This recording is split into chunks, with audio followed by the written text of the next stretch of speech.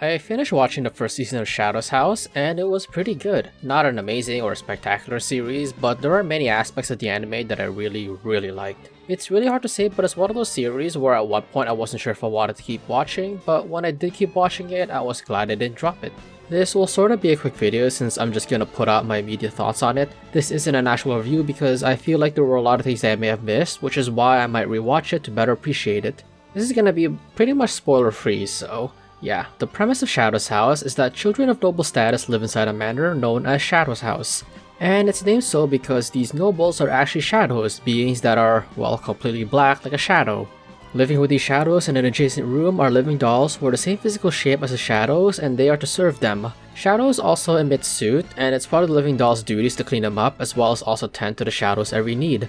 Shadow's House explores our protagonists, Kate the Shadow and Emilico the living doll, discovering the general system of the house.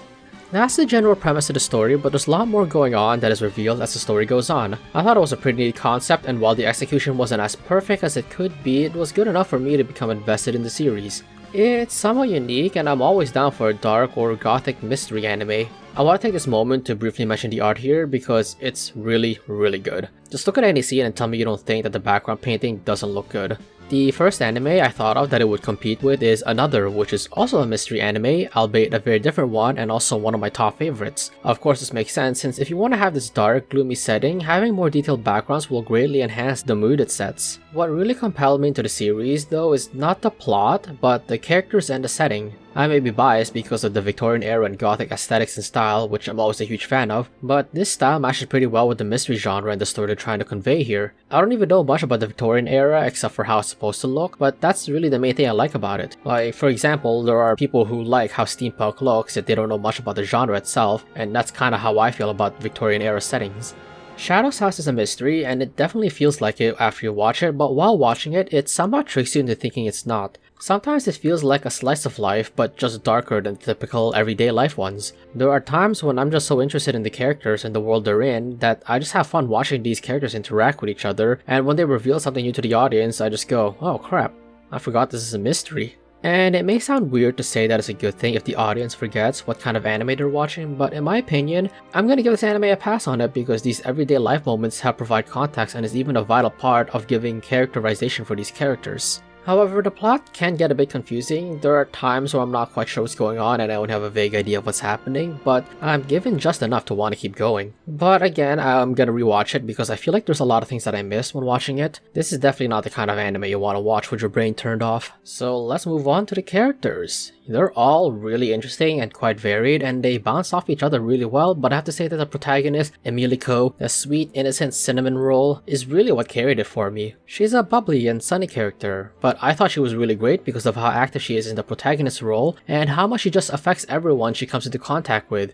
and her personality is a juxtaposition of the dark and gloomy setting.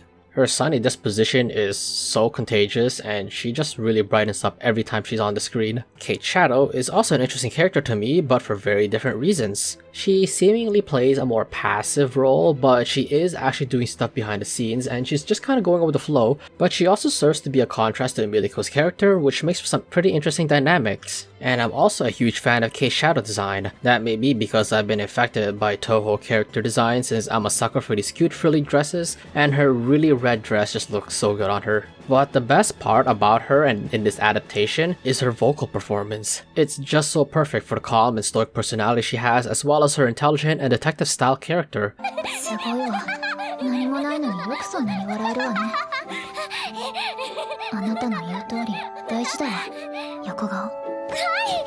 And I got Kyoko Kirigiri vibes from her. Despite her outwardly icy personality, she can be a genuinely caring person underneath. And her being only a silhouette really makes her seem like a mysterious person. This would go for the other shadows, but they are way more emotional than Kate, so it's not really the same.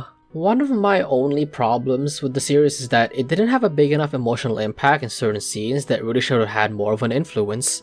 I won't reveal it exactly, but the consequences of one of the story arcs didn't seem to have enough urgency for it given the nature of the punishment for it. Some of the characters' motives, particularly the villain, aren't made 100% clear either. Like, I know what the antagonist wants, but there isn't enough of an explanation why. It was still enough to keep me invested, of course, but overall the stakes didn't feel as significant to me as they should have. That isn't to say that there are no good emotional payoffs. There's a scene between Kate and Emilico that I really liked, and it only really worked well because of those aforementioned slice of life scenes between them.